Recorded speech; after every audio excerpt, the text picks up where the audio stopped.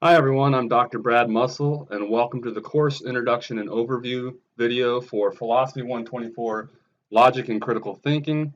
In this video, I'm going to introduce myself, let you know a little bit more about who I am. I mean, after all, you're going to be hearing from me quite frequently throughout the course, so I thought it would be of interest to some of you at least to hear a little bit more about me.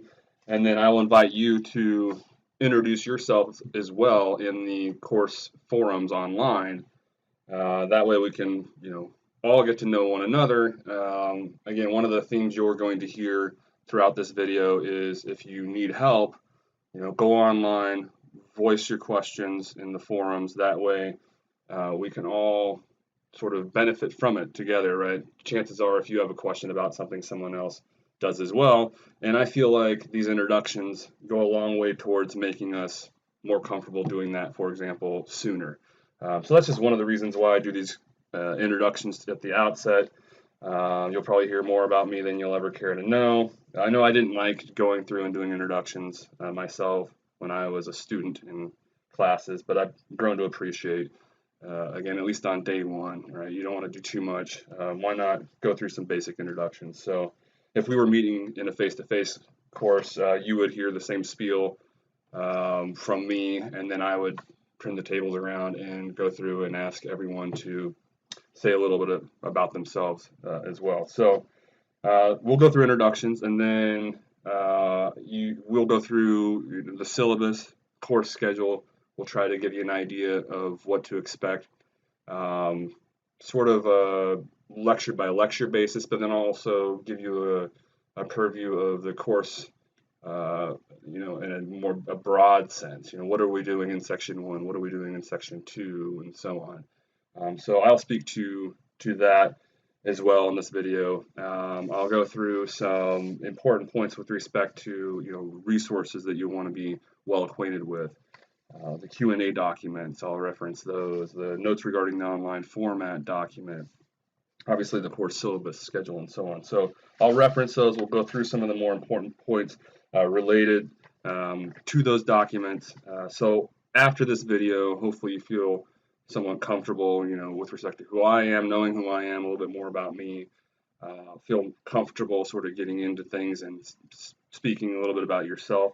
But then also, hopefully you'll feel comfortable with respect to the course policies and procedures and, how things are going to be run. I'll talk about, obviously, with respect to the syllabus, the grading components, what you will have to do to earn points in the course. So we'll go through all of that, and again, at the end, hopefully you will feel sort of ready to jump in and comfortable with respect to how things will be run. So that's the overall objective with respect to this video. Let's go ahead and get started. As I mentioned, I am Dr. Brad Musil. I am from Kearney, Nebraska, was born and raised there. Although I wanted to get out of Kearney ASAP as soon as I graduated high school, the University of Nebraska at Kearney was the school willing to pay the most in terms of the bill. So unfortunately, or at least I thought at the time, I ended up going to college, less than a mile away from my parents, which is, like a lot of teenagers, I wanted to try to have some distance from them for once. But they say, things work out for a reason. I ended up meeting my future wife there, had a great experience with the philosophy department there, and so on and so forth. So spent what I wanted to be the first 18 years, but turned out to be the first 21 years. So my undergraduate stint was at the University of Nebraska at Kearney. So born and raised there. Then I met my wife there. We ended up moving out to Boston together, and so we spent, what was it, 3 years out there. Was in Boston from 2003 to 2006. I have a master's degree from Boston College. She received a law degree there, so we both went to school there. And the impetus for us kind of moving back to the Midwest, she's from Omaha, Nebraska, and so we're both from Nebraska. So we had family and friends here, but kind of more than that, we are kind of opposites when it comes to a lot of things, interestingly. And I guess it kind of makes sense. She's from Omaha, a much bigger city than my hometown of Kearney. She loved Boston, and while I love sort of the culture and so on there, I did not like living there at all. It was not only was it a big city, everyone was crammed into a very condensed area, and it wasn't for me. So I was ready to move somewhere at least where it was a little bit more spread out. And so Kansas City was kind of a compromise for us. We live on the outskirts in Western Shawnee, so we have access then to the big city, but yet we still live in a kind of a smaller town area, if you will. So it was kind of a nice compromise, and it also gave me access to teaching positions, and I guess more importantly at the time was I ended up entering the PhD program in philosophy at the University of Kansas. So that was back in 2006, and ended up defending my PhD, or defending my dissertation, I should say, and receiving my PhD then in 2014. So anyway, that's kind of what brought us back here. She also received employment from the Department of Labor in downtown Kansas City back in 2006. She's been working there ever since. So that again was the reason why we only spent 3 years out in Boston. I like to mention that I had the good experience of being a world traveler from a very early age, and I think that's important. I don't know how important necessarily in logic and critical thinking, but when it comes to philosophy, where you're exposed to a lot of disparate beliefs and worldviews, I think being exposed to the fact that there's all these different ways of looking at things at an early age really helped me when it came to entering the field of philosophy.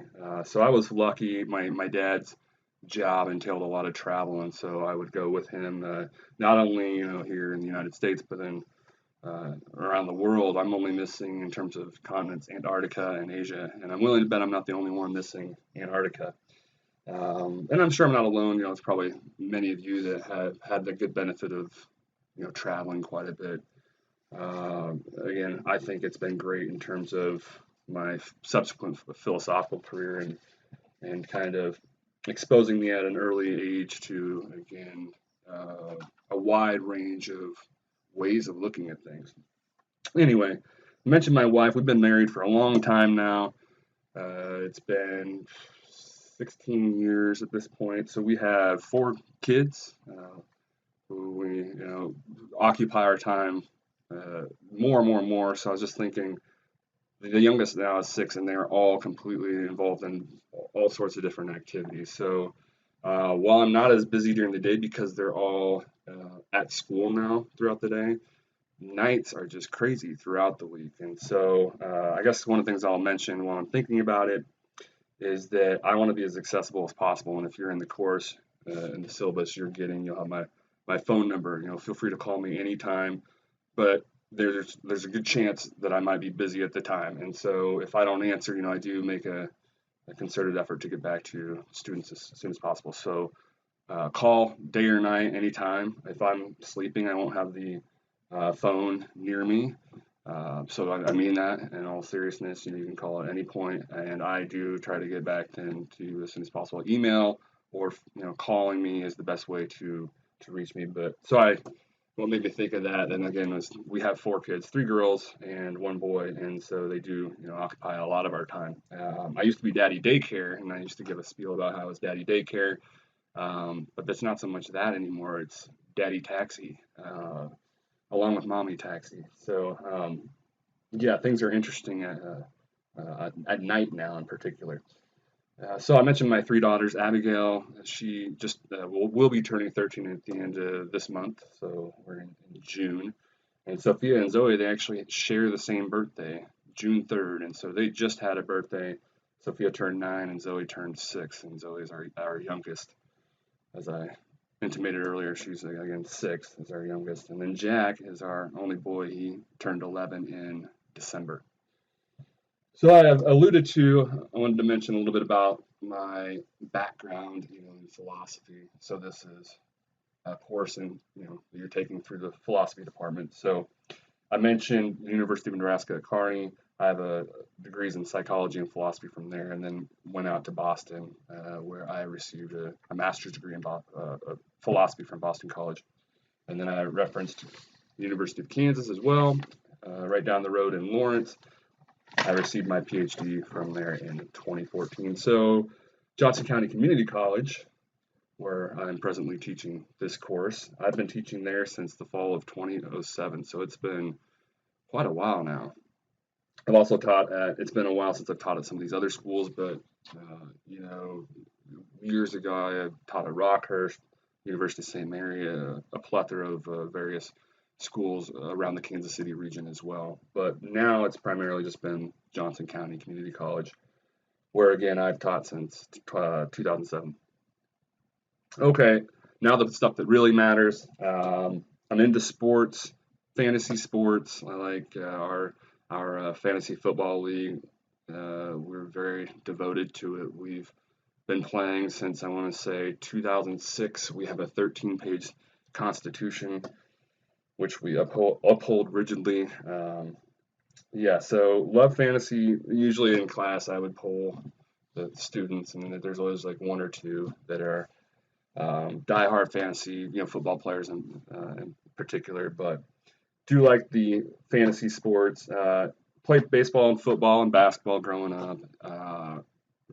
When I went to the University of Nebraska at Kearney is about when I started developing an interest in hockey for whatever reason, and so that really became at that point kind of the sport that I was interested in most.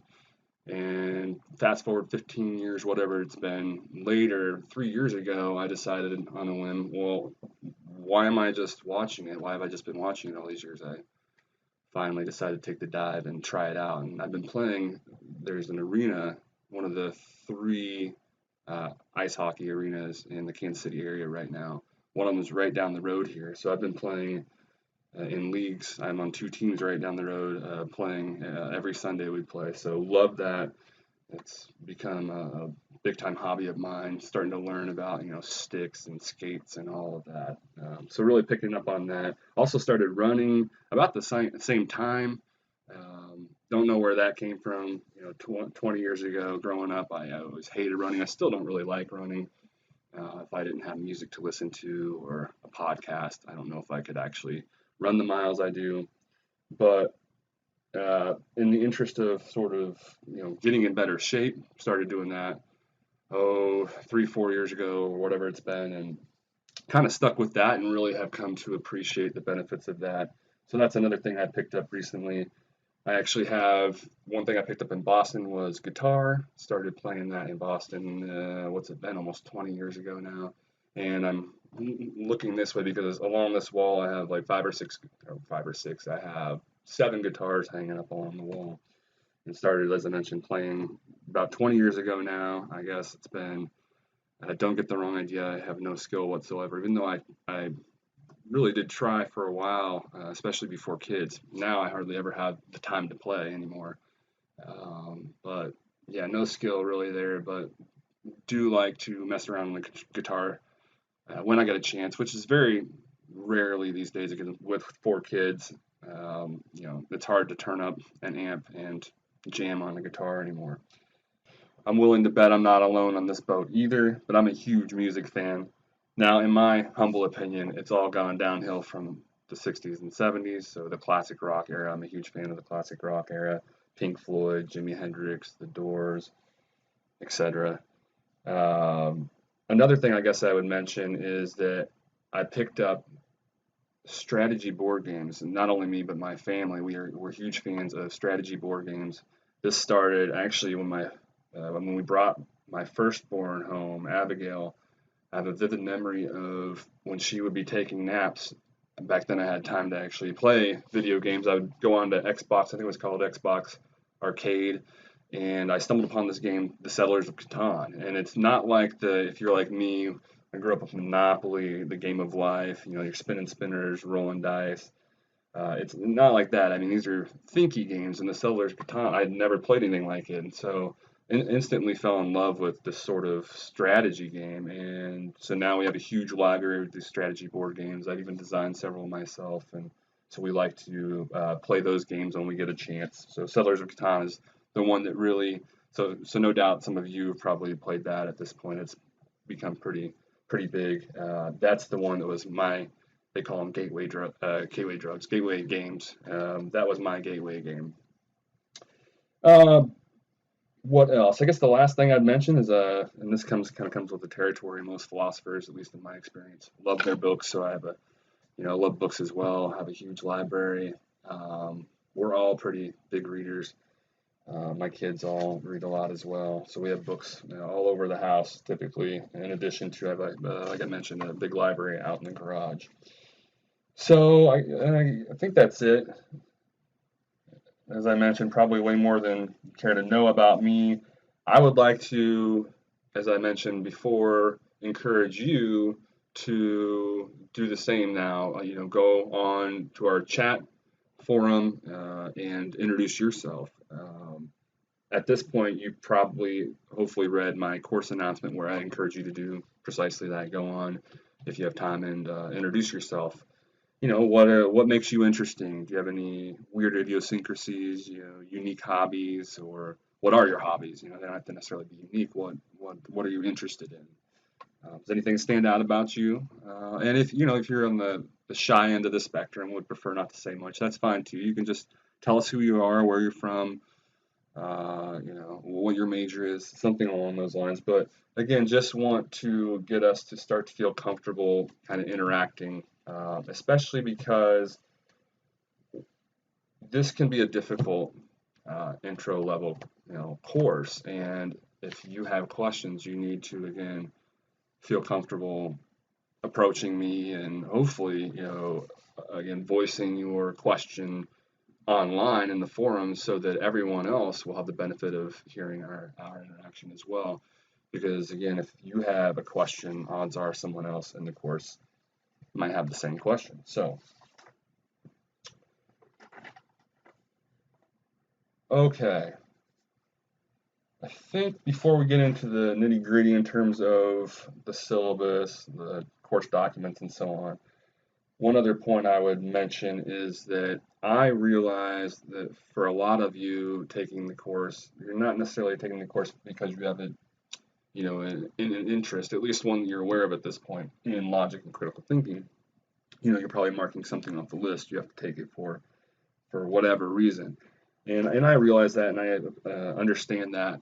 And one of the things in view of that, partially, one of the things I try to do is to make the course, interesting. And then hopefully, if you have some latent interest in philosophy that you weren't aware of, obviously I'd like to spark that. But even if philosophy is not necessarily your thing, or even if this particular area of philosophy is not necessarily your thing, I still aim to make the course interesting, dare I even say entertaining.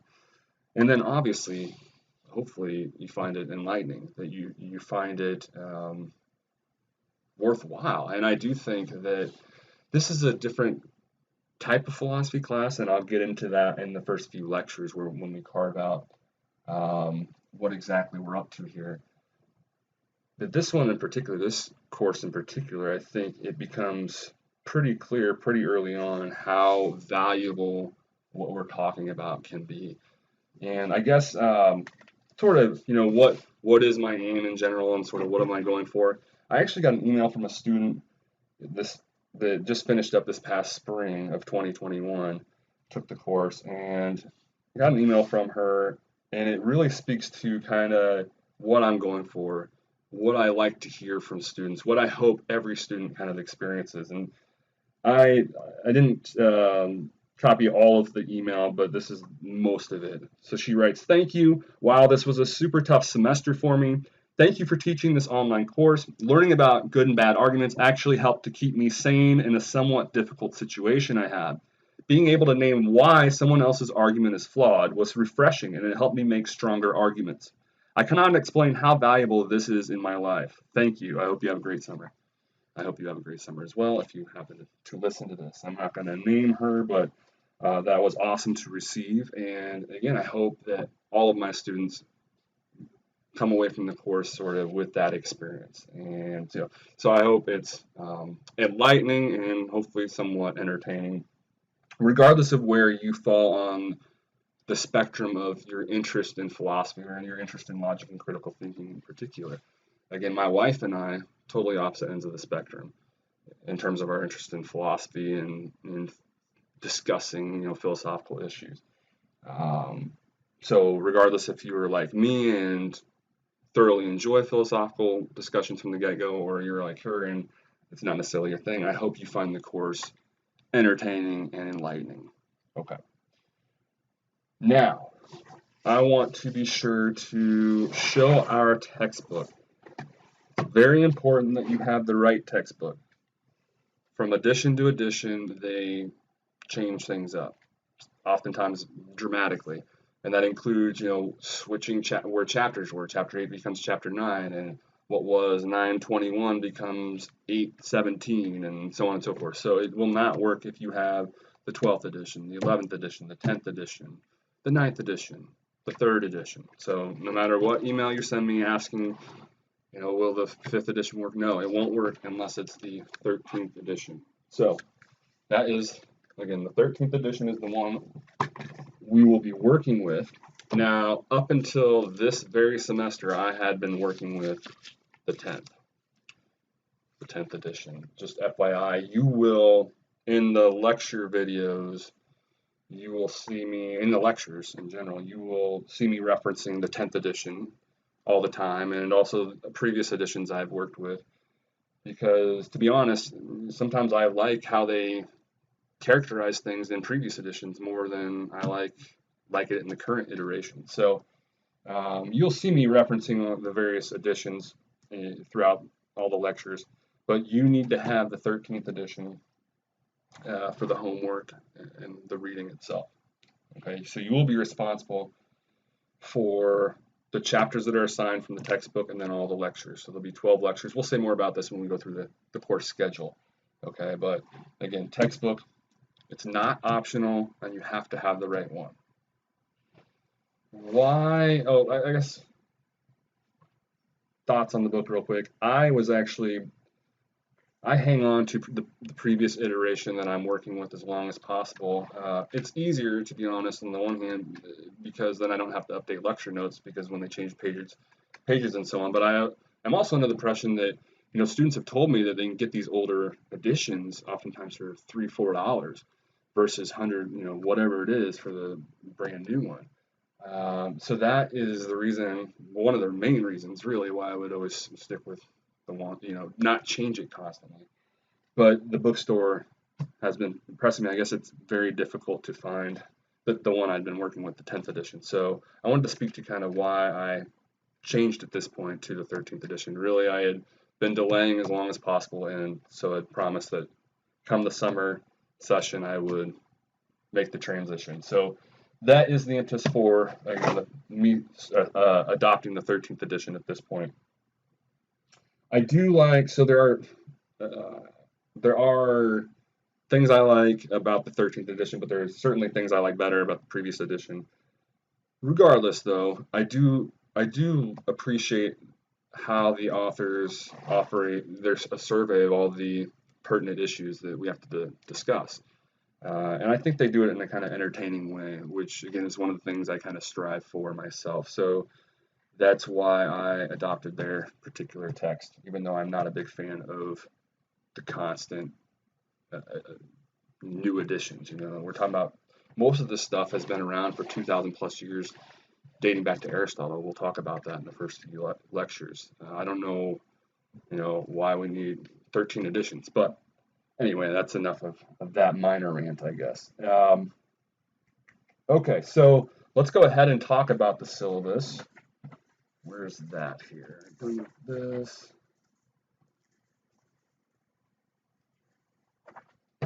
So I'm not going to go through this in detail, reading everything. I'll just highlight the critical points here. First, you have my contact info at the top. Again, I try to be as accessible as possible, so don't hesitate to contact me. Now, if let's say 48 hours has gone by and you haven't heard back from me, please don't hesitate to contact me again. Something might have come up. I didn't get your email or didn't get your voicemail for whatever reason. So please do wait. Unless it's an emergency, please do wait. Give me 48 hours. Typically, I respond within 24. But if 48 hours passes, by all means, contact me again. Something might be up. Okay, so want to be as accessible as possible. We'll talk about that at the very top there. Give you the dates of our course there as well. The info for the textbook is listed there. Okay, I'll mention, moving on to page 2 of the syllabus. That's all on page 1. I'll let you peruse the rest of that at your leisure. On page 2, you do need to have the access to that URL, obviously, to our course online, right? This is an online course. You need to be familiar with and able to navigate our course. Everything will, our course online, right? The online site.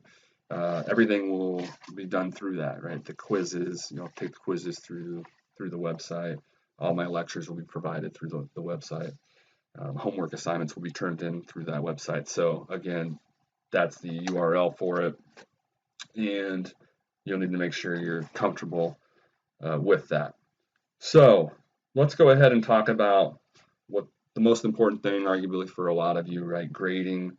How is your grade going to be determined? So you see a synopsis of it there, right?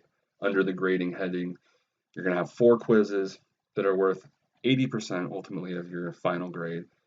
Okay, 200 points each. There's 4 of them, so 800 points. The course in sum is worth 1,000, or in total is worth 1,000. So 800 of those 1,000 points are from the 4 quizzes.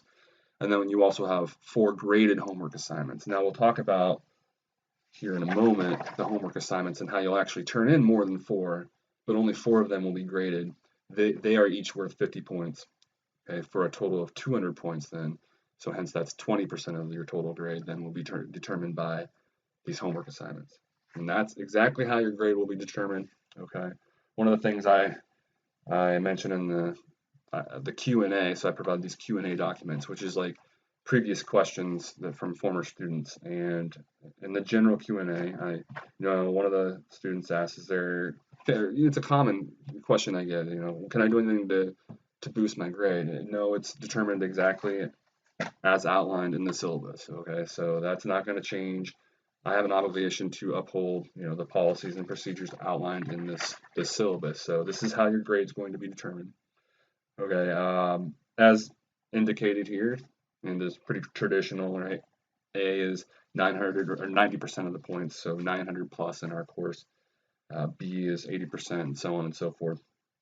Let's go ahead and I guess I should mention, so there is this course overview quiz that I make available, and it kind of highlights some of the critical procedures and so on and for the course, and ask questions pertaining to those.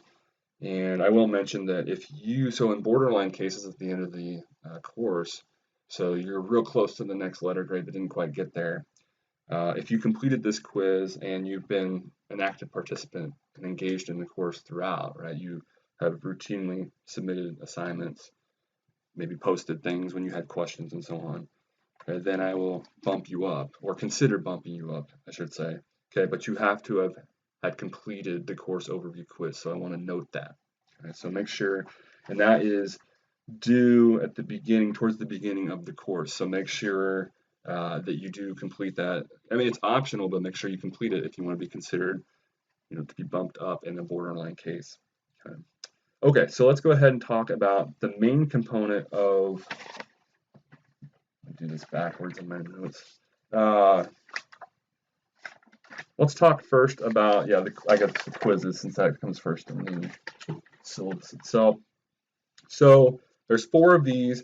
We'll go through the schedule here in a moment, but the course is divided up into 4 sections, and each section has a quiz that corresponds to it. Now, philosophy is a difficult enough subject in and of itself, right? And logic and critical thinking, no exception. One of the things I try to take steps then to mitigate that difficulty. And one of the things I do to help compensate for the difficulty is nothing's cumulative in terms of the quizzes. So once we take the section 1 quiz, I don't want you to forget about it, right? But you can forget about, in terms of studying them for the subsequent quizzes, all the material that was related to section 1. Right? When you get Once we finish the Section 2 quiz, you don't have to worry about Section 1 or Section 2 material in terms of the Section 3 quiz, and so on and so forth. So our final is no different than any of the other quizzes. So in fact, it might even be, in terms of the quizzes we take in the course, it might be the easiest one. So I thought I'd mention that. Okay, so there's 4 quizzes. They all have the same format in terms of them being worth 200 points. They consist of questions. A lot of them, the bulk of them, are like multiple choice, but that might be true, false, fill in the blank. Okay, sometimes matching. Okay, and they will always be worth, again, 200 points, and they'll only pertain to that section. Anything else I want to mention there? These quizzes aren't intended to be open book, open notes, any of that. And I think that, if you are sitting there looking through, that's only going to slow you down, actually, because again, it is timed. And so if you want to do the best you can do, prepare beforehand, study beforehand, know the stuff so that you don't have to be looking through the notes, looking through the book, trying to look certain stuff up during the quiz itself, because again, I think that's only going to probably hurt students. But I just wanted to state explicitly that the quizzes are not open anything other than your own brain, right, when you're completing the quiz. Okay. I think that's all I wanted to say in terms of the quizzes.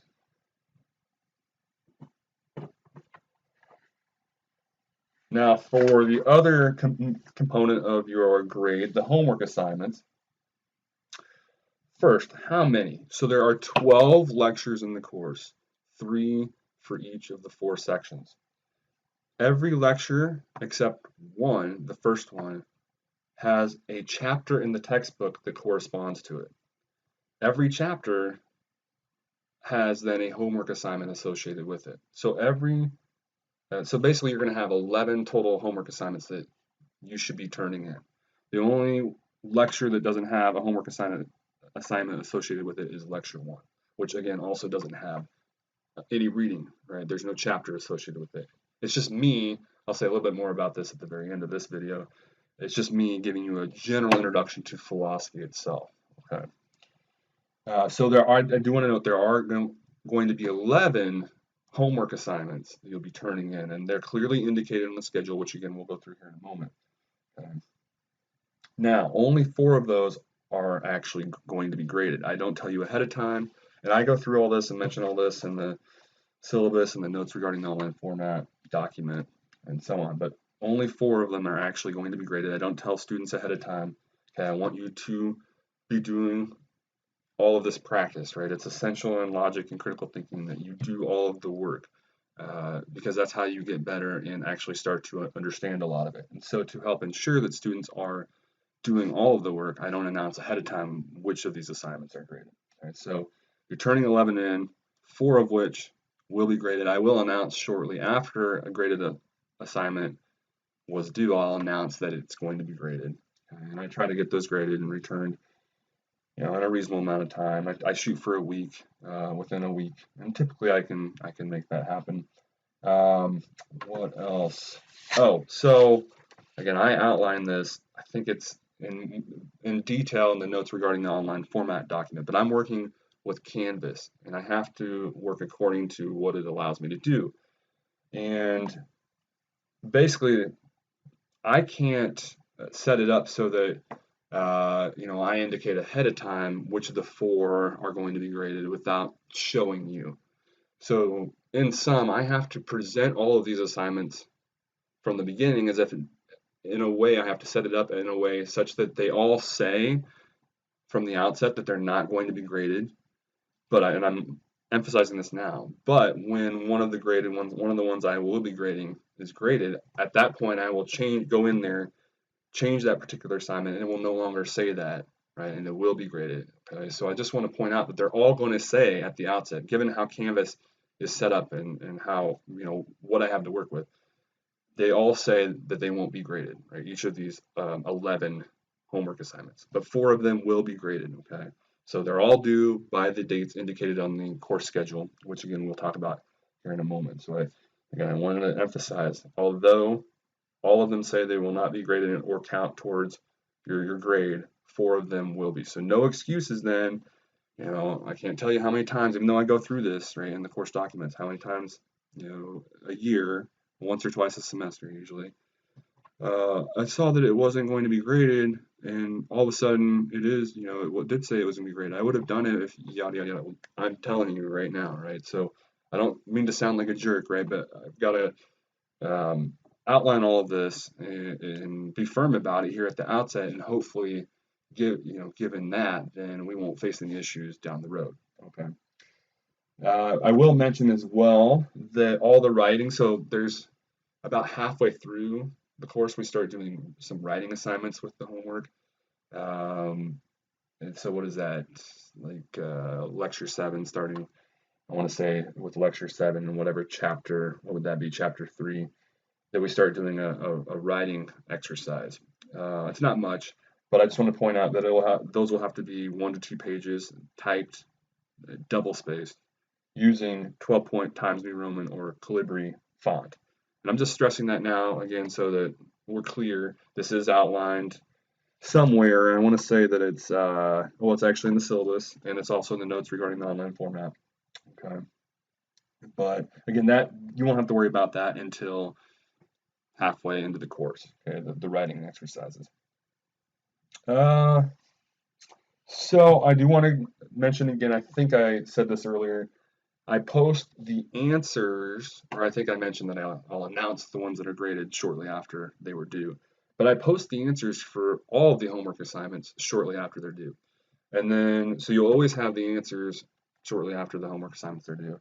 And then you'll get feedback from me on the ones that are graded. So you won't get feedback on the ones that aren't graded. You will get the answers from me, right? I'll post a document with the answers. Now, having said all that, though, if you are unsure about some of the answers after going through them, by all means, contact me, right? And we can discuss whatever you want to discuss about a particular homework assignment. But I just wanted to mention the general sort of methodology or the way I proceed is you will get all the homework answers, and I'll post them shortly after they're due.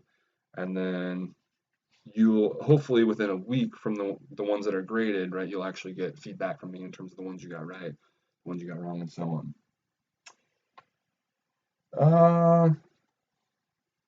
While I'm thinking about it, I guess I would throw this out there too. If you notice, this happens periodically because I have to do this 11 times throughout the course.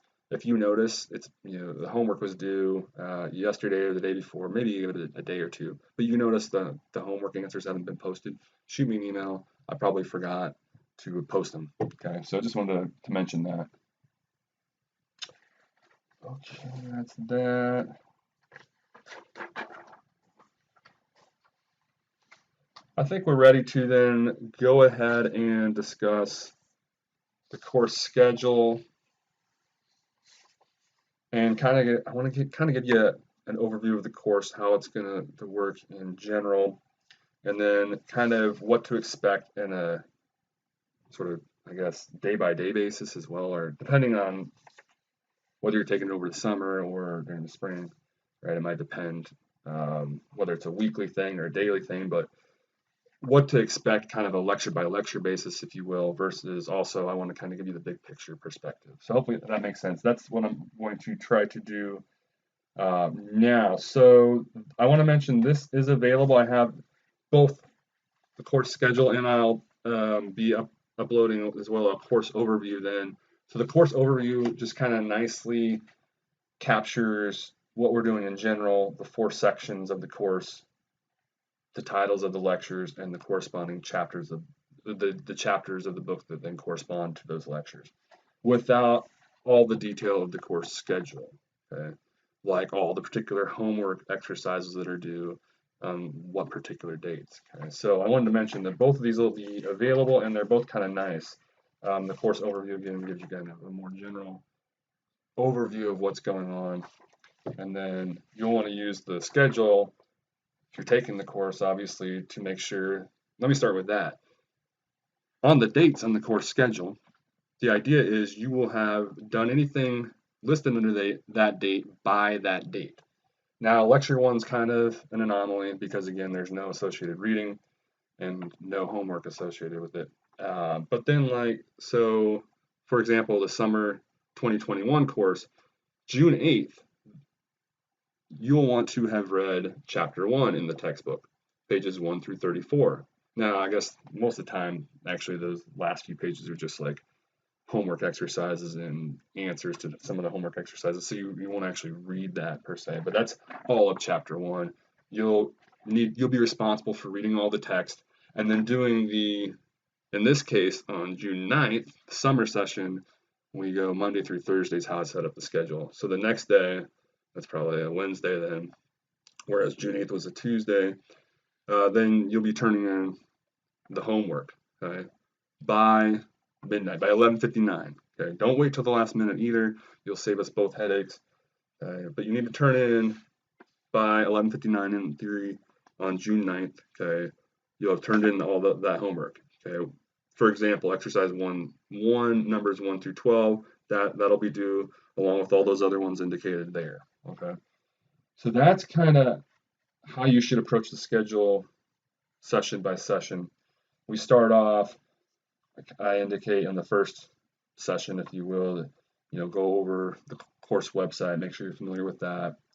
Review the syllabus, all the course documents, the syllabus, which we've kind of gone through, the notes regarding the online format document that I provide. Go through the course schedule, make sure you kind of have a sense for it yourself. So on and so forth. And then, that first session, you will want, I've already posted a video of lecture 1. Go ahead and, watch that if you have time, or just review, the lecture 1 notes. So I provide the notes for the lectures, PDF and PowerPoint versions. Okay. So if you're going to watch the videos, I've posted half of them at this point. I plan on then posting. So I've posted lectures 1 through 6 at this point. As soon as I have time, I'll keep posting, and then 7 through 12. And then the idea would be you print off the PDFs or the PowerPoint, whatever version you prefer, and then follow along as you go through, right, the lecture. Okay. So I do provide the lecture notes. I will at least have, first 6 videos if you're taking the summer session, and then by the time, most of you, when you're watching this, if you're taking the course, all the lecture videos will be available. So you go ahead again and print out. I guess you don't have to print them out. It's up to you, how you do it. But I'll have all those versions. I guess the main point is I'll have all those versions available for you. Okay. So try to have the lectures either read through or watched, and by the dates they are listed under, and also the corresponding reading. And while I'm thinking about it, the lecture numbers don't correspond to the chapter numbers in the textbook. So I just wanted to point that out. So for example, lecture 2 actually relates to chapter 1 in the textbook. Lecture 3 relates to chapter 2. And then it really starts getting funky in the second section because I actually skipped then a chunk of the text. I don't like actually how they have it set up. I'll elaborate on that here in a moment. So lecture 4 then will correspond to chapter 8. Okay, so that's where the course overview again is kind of nice. But I do detail that even again on the course schedule. You see exactly what the lecture number is, and then with it what chapter in the book you need to read. So if we were to jump to July 1st in this case, where lecture 7 on clarity is, we see that corresponds, then you'd also have to read chapter 3 in the textbook, pages 73 through 101. Okay, I said I would mention a little bit more about how I kind of jump in the textbook.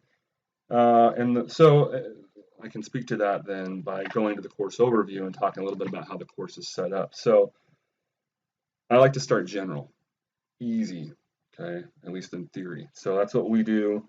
The first section of the course is intro-ish stuff, right? So the first lecture is real general stuff. This is a philosophy course. I'll talk to you about what philosophy is. You'll get a historical and categorical breakdown of philosophy. We'll talk a little bit about our particular topic then, what logic and critical thinking is, what does that amount to? That'll be the topic of lecture 2. And then in lecture 3, we'll set the stage for the second section of the course. And I might as well mention it now, by far the most difficult section of the course. Okay, we will introduce arguments in lecture 3. We'll talk about arguments in a general sense. So again, section 1 will offer a kind of introduction to philosophy and logic and critical thinking, and then also arguments, which then will be a segue. Lecture 3 is kind of a segue because then what we do in section 2 is we dial in and we focus on arguments, and in particular the two types, right? So we'll spend lectures 4 and 5 talking about deductive arguments, spending a lecture on categorical logic, and then a lecture on truth functional logic. And then we'll wrap up that section with lecture 6, which is on inductive reasoning or inductive arguments, the other type of arguments that we come across. So, and the reason, I guess, here's the reason why. So in the textbook, lectures 2 and 3 correspond to chapters 1 and 2. But then I go from 1 to 2 to chapters 9, 10, and 11 because their chapter 2 talks about arguments, introduces arguments and what they are, which I think is a good time, right at the end of our section 1. So again, chapter 2, so that lecture 3, which is on arguments, corresponds to chapter 2 of the textbook, which is on arguments. It's called Two Kinds of Reasoning, which is basically two kinds of arguments. And then they skip, though, in the textbook, they go and then to chapters 3, 4, and 5, where they talk about these other issues, clarity, credibility, and rhetoric, instead of diving further then into arguments, which they set up in chapter 2. And so I think that makes more sense. And so after we set up arguments in lecture 3, we then talk about them in much more detail in the second section. So that's why I do that. That's why we don't follow the textbook all the way through. Okay, so I thought you might be interested in hearing that. So then after lecture 6, after section 2, we set arguments aside and we'll talk about other issues in critical thinking. I mentioned clarity, credibility, and rhetoric, which are related then to chapters 3, 4, and 5 of the textbook. That's what we'll discuss in section 3. Okay, that'll be lectures 7, 8, and 9. So we'll consider again issues of clarity, credibility, and rhetorical devices in that section. And then we'll wrap up the course in the final section, section 4, by discussing mistakes. All kinds of mistakes we can make. Hopefully we don't make them, right? Hopefully this will help us identify these mistakes, avoid them ourselves, and equally important, be able to identify these mistakes when we're confronted with them from others. Right? So lectures 10, 11, and 12 are all about the different types of fallacies that we can come across as critical thinkers. So hence the title of section 4, fallacies. Okay, and that's covering then chapters 6, 7, and 8 of the textbook. So that's kind of a general picture of the course. We went through, how the schedule itself works. I talked about, I think, everything I wanted to mention with respect to the schedule. Talked about how there's various versions of the lecture available. So I'm about done here, I guess.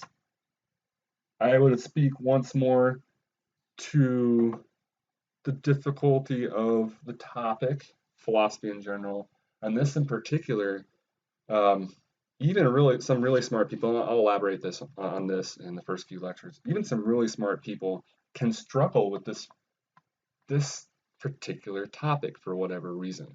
I've met really, really smart people, and they are, it's not from a lack of effort either, who just find this for whatever reason tricky. And I'll mention in one of the lectures, for whatever reason, I struggle with foreign languages, learning foreign languages. I've always struggled with them, and so I can sympathize with those who have similar issues than with this. And so just wanted to acknowledge from the outset that, again, this is a difficult, I would say, intro course, but I do things to try to mitigate that difficulty, and I don't think that it's unfair by any means. I think it's one of those things, it's kind of like math, and we'll draw parallels to that, where, if you put in the effort and really focus, then it does build on on itself too. You have to know the stuff we start with to be able to understand the subsequent stuff.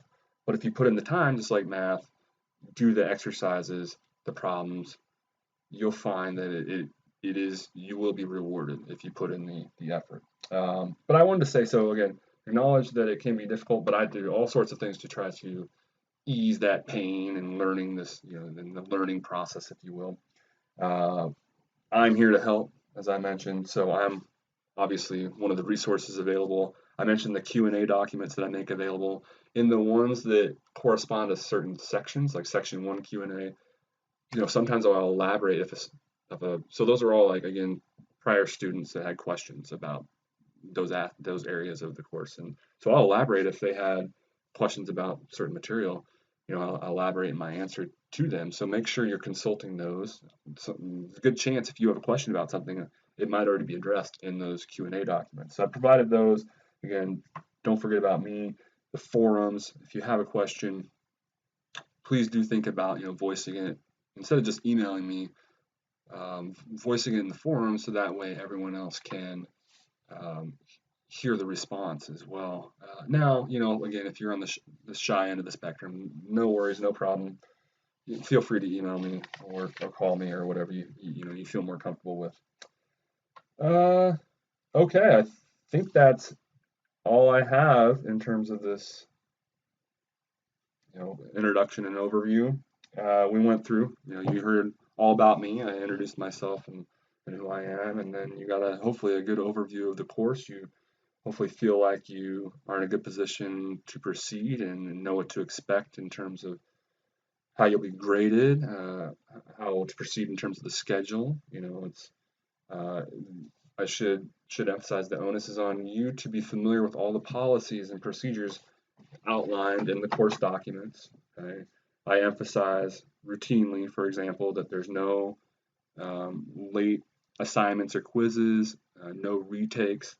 Now, if there's something extreme going on, you have an emergency, I ask for documentation, but I do work with students. I do understand things happen, but by and large, right, there's no retakes, um, and you have to have it. There's no late submissions. You have to have them turned in by the dates indicated on the schedule. Okay. But we went through again all the policies and procedures for the course, so hopefully you have a good idea of what to expect. You hopefully have a good idea of what we're up to in terms of our journey, right? What the path looks like in terms of the course in general.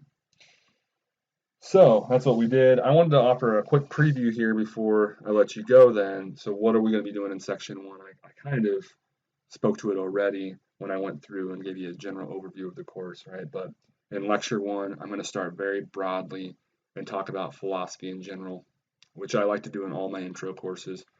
This is a philosophy course. What is philosophy? So we'll talk about what philosophy is, and as I intimated earlier, I'll give you a historical and categorical breakdown of philosophy. Nothing too overly difficult. And then in lecture 2, we'll home in on one of those categories of philosophy that we'll talk about from lecture that we mentioned in lecture 1. We'll home in on one of those, namely our particular topic, logic, or logic and critical thinking in general. So we'll talk about that in lecture 2, and then in lecture 3, we'll start focusing on arguments. We'll introduce what an argument is and talk about arguments in general. Okay, so that's the game plan. Hopefully you found this video helpful, and I look forward to a successful course. Thank you.